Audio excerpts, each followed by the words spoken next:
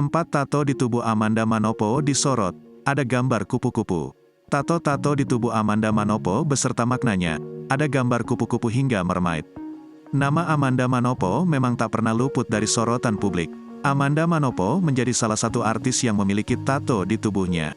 Bahkan, tak hanya satu saja, perempuan berusia 23 tahun ini memiliki 4 tato.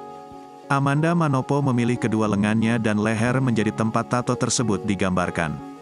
Diam-diam tato dengan gambar sederhana tersebut mempunyai makna dan arti bagi Amanda Manopo. Tato dengan angka 27 yang ada di bagian lengan tangan mengartikan jika itu adalah tanggal lahir dari kedua orang tua Amanda Manopo. Tato yang berbentuk seperti dua orang saling mencintai mengartikan lambang ibu dan anak perempuan. Kemudian, tato yang berbentuk seperti putri duyung hanya melambangkan arti yang sama yaitu seorang mermaid. Tato kupu-kupu dan bunga yang ada di belakang leher Amanda Manopo tertuliskan tanggal lahir almarhum sang ibu yang telah wafat. Akan tetapi, warganet sempat menyayangkan kulit mulus Amanda Manopo yang ditato.